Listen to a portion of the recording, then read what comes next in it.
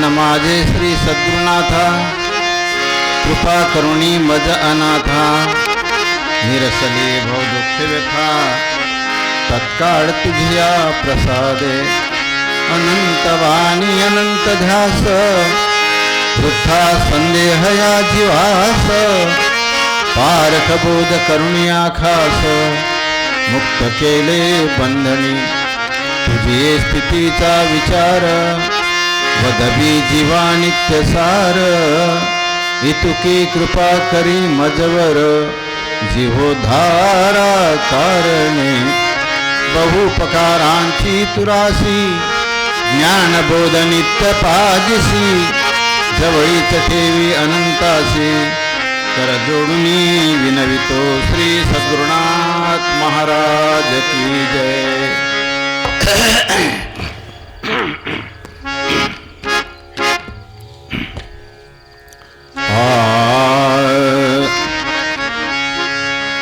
भावावीन भक्ती, भक्तिवीन ज्ञान, भावावीन भक्ती, भक्तिवीन ज्ञान, भावावीन भक्ती, भक्तिवीन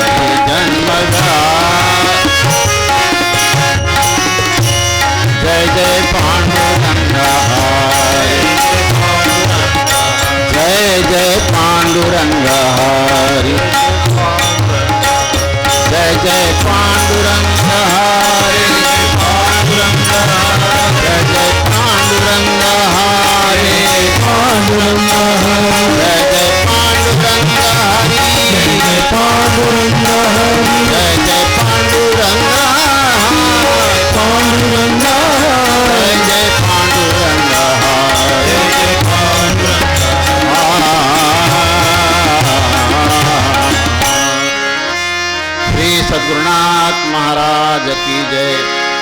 पाच सज्जनो, वेळ बराच झालाय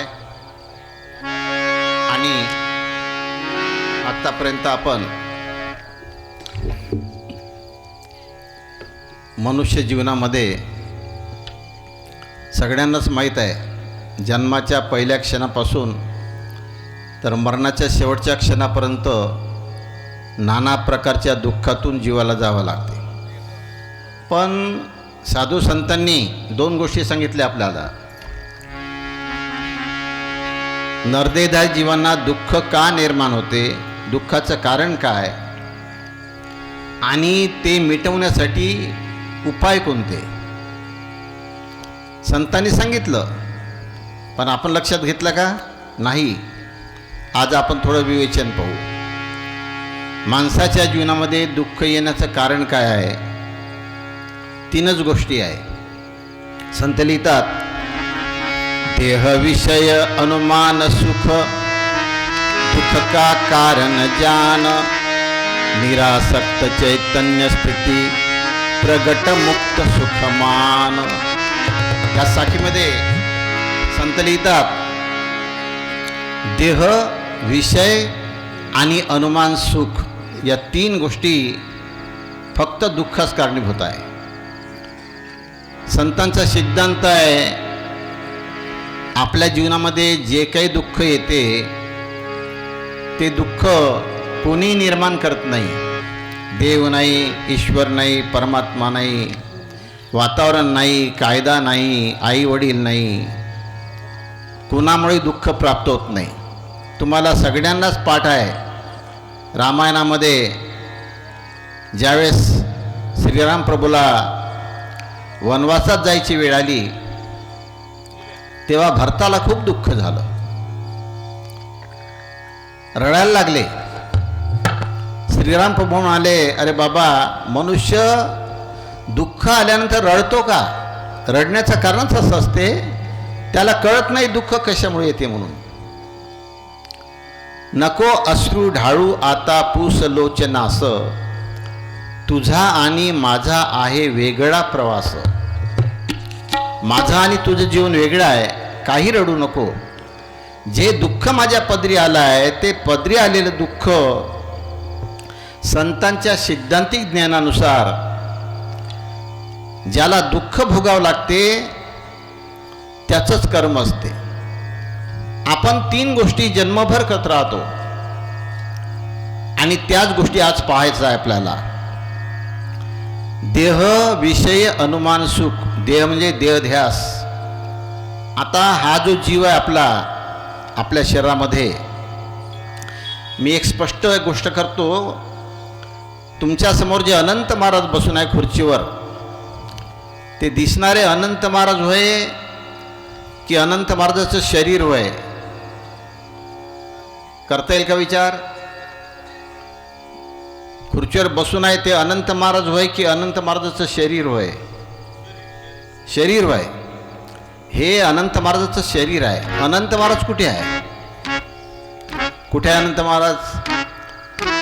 जनी दृष्टी लागो तुझे सगुणपणा, की जेने माझे मना बोध केला. हा सभामंडप आहे, हे मंदिर आहे. मंदिरामध्ये आपण ऐकणारे आणि सांगणारे श्रोते आणि वक्ते आहेत. मंदिरामध्ये प्रत्यक्ष आहे. मंदिर म्हणजे काही आपण नव्हे. मंदिरामध्ये बसणारे, ऐकणारे आणि सांगणारे श्रोते म्हणजे आपण होय. त्या प्रकारे तुमचं शरीर, माझं शरीर जे आहे ते शरीर म्हणजे आपण नव्हे. या शरीरात जो जीव आहे माझा, जो तुम्हाला आता उपदेश करताय संतांच्या साहित्यिक ज्ञानांचा, ते कथन करणारा जी एक इथं वस्तू आहे आपल्या शरीरामध्ये, काळी मोडीचा पिंजरा केला, काळी मोडीचा पिंजरा केला, आत राघो वैसविला, आत राघो वैसविला, काळी मोडीचा पिंजरा केला, काळी मोडीचा पिंजरा केला, काळी मोडीचा पिंजरा, आत पैसला आत्मा गो पैसला काळी मोडीचा पिंजरा मोडीचा पिंजरा मोडीचा पिंजरा.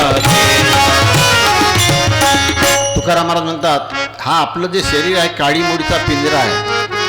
तुम्हाला साख्याय पाठ आहे कलकाठी कालू घुना जतन जतन घुन खाय कायामध्ये काल बसत है मर्मन काहू पाय. कल काठी कालू गुना. कल म्हणजे कमजोर नाजूक. आपलं शरीर नाजूक आहे आणि या शरीरामध्ये एक कीड लागलेली आहे. शरीरासाठी खास असली लाकडं तोडते ना आपण. लाकडाचा दरवाजा घ्या लाकडाची खाट घ्या तिथं जर कीड लागली त्याला काय म्हणतो आपण. कीड लागते ना लाकडाला.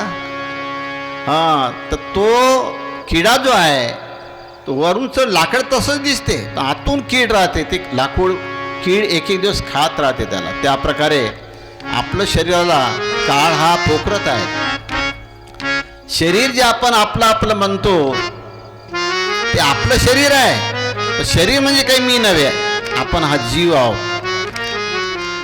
हा जो नरदेदार जीव आहे या जीवांनी या नरदेहामध्ये येऊन ध्यास दोन प्रकारचे आहेत. एक स्वरूपांचा ध्यास आणि एक देहाचा ध्यास. आपण देहध्यासाचं कर्म करतो. देहध्यासे देह कर्म सत्यमानी वर्णाश्रम मग तेची आचरू लागे कर्म फळ संभ्रम वांछोनी. संत म्हणतात देहध्यास घेऊन जगणारे जे जीव आहेत ते देहाचं कर्म करत असतात आणि देहध्यास सोडून जीवन जगणारे जे लोक आहेत ते देहाचं कर्म नाही करत जीवाच्या कल्याणाचं कर्म करत असतात. आताच आपला विषय झाला जगदंबा माता आहे राणाजी महाराज आहेत. यांनी देहध्यासाचं कर्म केलं म्हणून संत झाले देव झाले की जीवाच्या कल्याणाचं कर्म केलं. जीवाच्या कल्याणाचं कर्म केलं. सगळ्या संतांनी जीवाचं हित कसं होईल जीवाचं कल्याण कसं होईल ते कल्याण करण्याचं कर्म केलं. मानुष तन तुमको मिले कल्याण करने के लिए सत्संग भक्ती ज्ञान से त्रयताप हरणे के लिए. मनुष्याचं शरीर यासाठी प्राप्त झालेलं आहे. या माणसाच्या शरीरामध्ये असणारा जो जीव आहे आपण त्यांनी आपल्या स्वतःच्या हिताचं कर्म सुरू केलं पाहिजे. देहाचं कर्म संपत नाही. कर्म तुम्हाला संपवते लक्षात घ्या. किती काळ तुम्ही कर्म कराल काम बंद होते का. काम बंद नाही होत. काम तुम्हाला संपवते. म्हणून प्रत्येक नरदेहाधारी जीवांनी आपल्या जीवाचं कल्याणाचं काम केलं पाहिजे आणि त्या कल्याणाचं काम करण्यासाठी आपल्याला साधू संतांनी भक्तीचा मार्ग दाखवला आहे. लक्षात घ्या. पण भक्ती सगळ्यांना होते का साधते का नाही. राष्ट्रसंत लिहितात की भावाविन भक्ती भक्तिविन ज्ञान ज्ञानाविन स्थान केवी पावे. भावाविन भक्ती भक्तिविन ज्ञान. लक्षात घ्या. म्हणजे ज्ञानाने कल्याण होते. सत्संग भक्ती ज्ञान से त्रयताप हरणे के लिए. त्रिविध जे ताप आहे आम्ही नेहमीच सांगतो पण ओघांनी 2 मिनिटात पुन्हा सांगून देतो. माणसाच्या जीवनामध्ये 3 प्रकारचे ताप आहे दुःख आहे. कोणता आहे. एक ज्याला आम्ही आध्यात्मिक ताप म्हणतो. आध्यात्मिक ताप कशाला मानावं. शारीरिक आणि मानसिक आजार. शरीराला कोणती व्याधी झाली आणि मन त्रस्त झालं तर त्यामुळे या जीवाला त्रास होते दुःख होते सहन करावं लागते. ते मानसिक आणि शारीरिक जे आजार आहेत मानसिक व्याधी आधी आणि शारीरिक व्याधी यापासून जे दुःख होते त्या दुःखाला साधू संतांनी म्हटलं आहे आध्यात्मिक ताप. आता शारीरिक व्याधी काही तुमच्या शरीरात दुसरा निर्माण करते का नाही. आपल्या आहाराविहारामध्ये दोष राहते त्याच्यामुळे शारीरिक व्याधी तयार होते. आणि मानसिक जे आधी आहे ती कोण तयार करते. आपल्याच मनामध्ये आपण मलिन विचार टाकतो म्हणून मानसिक आधी तयार होते. अशांतता म्हणून संत सांगतात की आपल्या निर्वाहासाठी जे आपण आपल्या उदरामध्ये जे पाठवतो आहार, तो आहार आजार होणार नाही असा पाठवा. कोणताही आहार पाठवू नका आणि मनामध्ये कोणतेही विचार पाठवू नका. तर हे त्रिविध तापाचा नाश करण्यासाठी पहिला ताप आहे आध्यात्मिक ताप, दुसरा ताप आहे आधी भौतिक ताप, म्हणजे दुसऱ्या प्राण्यापासून होणारा त्रास, मुलापासून, पत्नीपासून, पतीपासून, शेजाऱ्यापासून, नाना प्रकारच्या प्राण्यापासून, सापापासून, विंचवापासून, वाघापासून, कुत्र्यापासून होणारा जो त्रास आहे त्याचं नाव आहे आधी भौतिक ताप. तिसरा ताप आहे आधिदैविक ताप. म्हणजे आधिदैविक ताप याचा अर्थ काय की पंचभौतिक जी सत्ता आहे त्या पंचभौतिक सत्तांच्या प्रकोपामुळे निर्माण होणारा ताप. असे तीनच प्रकारचे दुःख आहे माणसाच्या जीवनामध्ये. हे दुःख निर्माण का होते? देहध्यासाचं कर्म करतो म्हणून. देहध्यासाचं कर्म करणारे माणसं कोणते कर्म करते? देहध्यासे देहकर्म. हा देहकर्म, देहाचं कर्म करणारा मनुष्य काय करते? सत्य मानी वर्णाश्रम.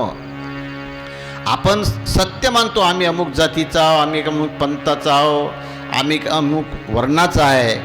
उद्धवाला भगवान श्रीकृष्णाने उपदेश करताना सांगितलं की उद्धवा, जेव्हा पावे जन्मप्राप्ती तेव्हा त्यासवे नवती वर्णाश्रम जाती. जन्म अभिमाने मिथ्या घेते अभिमान घेती, कुलगोत्र जाती पै माझी.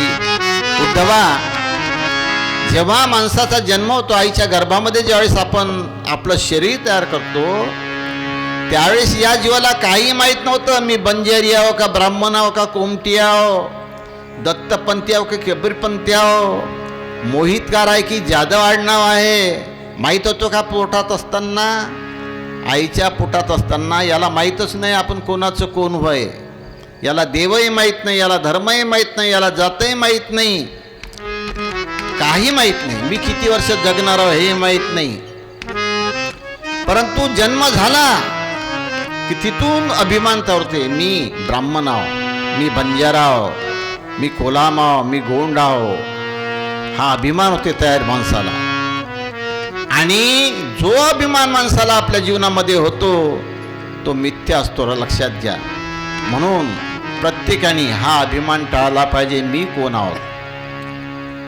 हा अभिमान जर माणसाच्या जीवनामध्ये असेल तर भक्ती साधत नाही. म्हणून भक्तीचं सूत्रच असं आहे, भक्तीच्या अगोदर भाव तयार पाहिजे. भाव माहीत आहे ना तुम्हाला?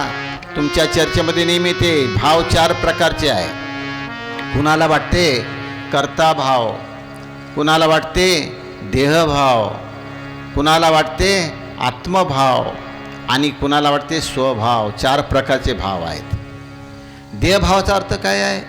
देहभाव म्हणजे प्रकृती करी कर्मे ती म्या केली मने भ्रमे, येथ नाम उरे बोली जे जीव. संत लिहितात जी प्रकृती कर्म करते ते प्रकृतीने केलेले कर्म सत्य आहे आणि ते मी करतो. माझ्या माझी जी प्रकृती आहे ती मी आणि माझ्या कुटुंबासाठी मी जीवन जगत आहो असा यांना अभिमान असते. परंतु या देहामध्ये बसलेला जो जीव आहे, बोली जे जीव, या शरीरामध्ये होणाऱ्या कर्माचा कर्ता कोण आहे? जीव आहे, लक्षात घ्या. पण आपण या करता या देहाच्या कर्माचा करता कोणीतरी वेगळा आहे म्हणून पूर्ण आयुष्य आपण त्याच्या प्राप्तीसाठी वेचत आहोत, लक्षात घ्या. म्हणून प्रत्येकाने सज्जनांनी एक गोष्ट लक्षात घेतली पाहिजे.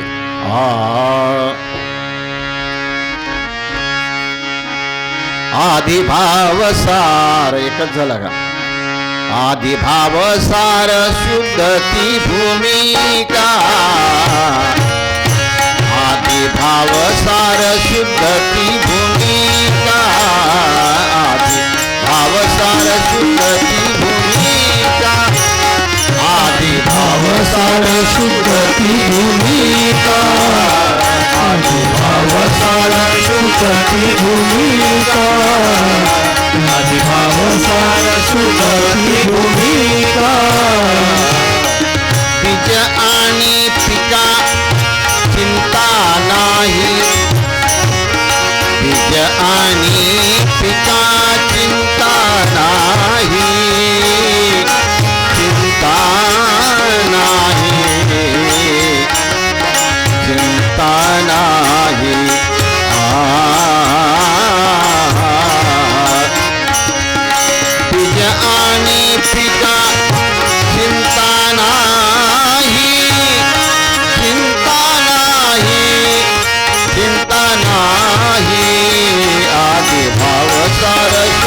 ही भूमिका आधी भाव सार सुख ही भूमिका आधी भाव सार सुख ही भूमिका.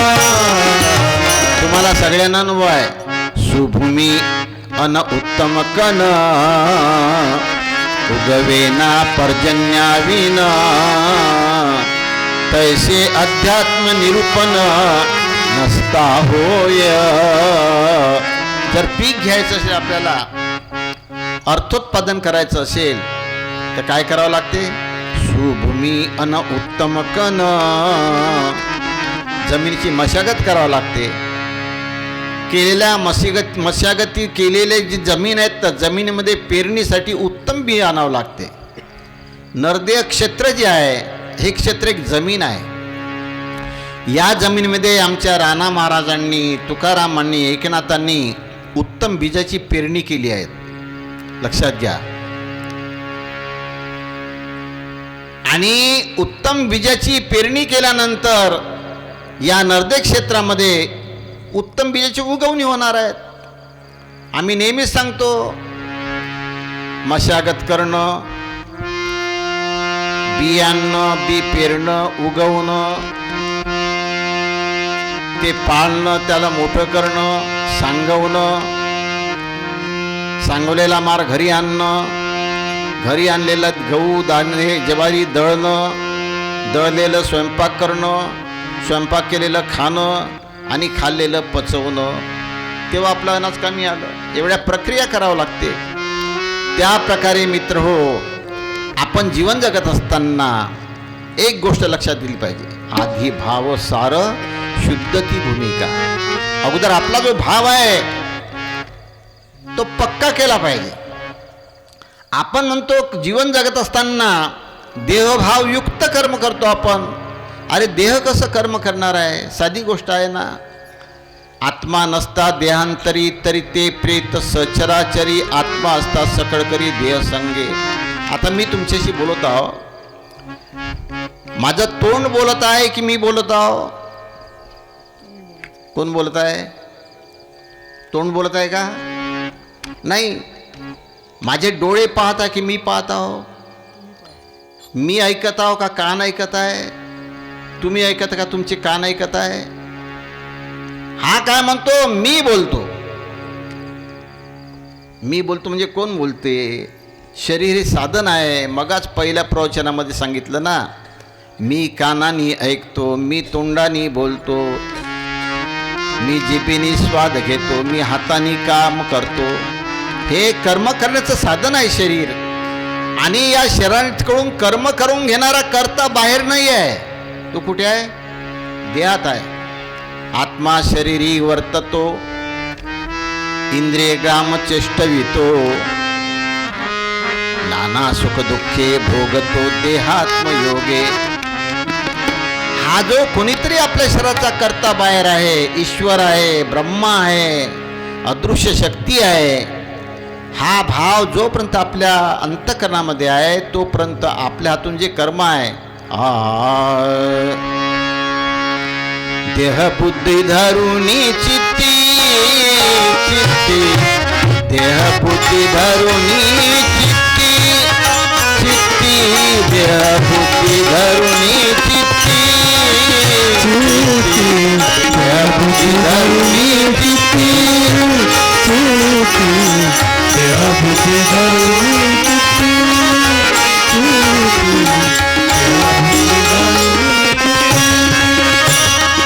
मुक्त ब्रह्मादिगणा होती, मुक्त ब्रह्मादिगणा होती, मुक्त ब्रह्मादिगणा होती.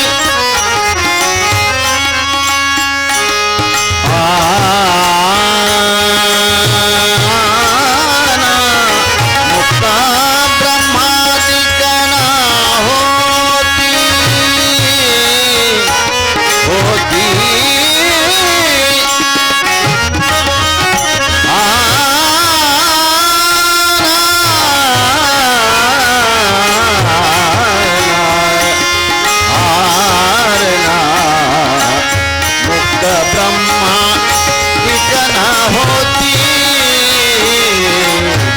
देहबुद्धी धरुणी चिंती देहबुद्धी धरुणी चिंती देहबुद्धी धरुणी चिंती. ही समज आपण अगोदर काढून टाकली पाहिजे. देह मासाचा मलिन, आत्मा सर्वदा असे भिन्न, याचे ऐक्य साधतील जे जन, तया ते अज्ञान म्हणावे. केलेलं जे कर्म आहे ते कर्म प्रकृती करत नाही, प्रकृती ही निर्जीव आहे. आता आपले नानाजी महाराज जे फोटो आहे तो फोटो निर्जीव आहे. काल परत आपण सांगितलं, एक देहरूपांनी आणि एक ज्ञानरूपांनी. ज्ञानरूपांनी राणाजी महाराज जिवंत आहे, देहरूपांनी गेले आहे. आता अनंत महाराज देहरूपांनी आहे आणि ज्ञानरूपांनी आहे. काही दिवसांनी देहरूपांनी जाणार आहे, ज्ञानरूपांनी राहणार आहे. म्हणून आपलं जे शरीर आणि शरीराद्वारे होणारं जे कर्म आहे त्या कर्माचा करता बाहेर कुठे नाही आहे. मनापा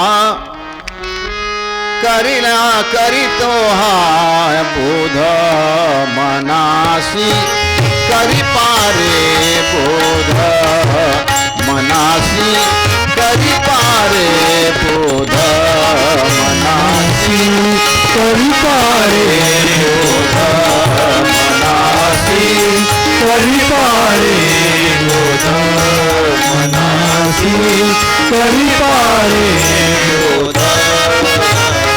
आता होई बासावध, आता होई बासावध, करी पारे बोध, मनासी करी पारे बोध, मनासी करी पारे बोध.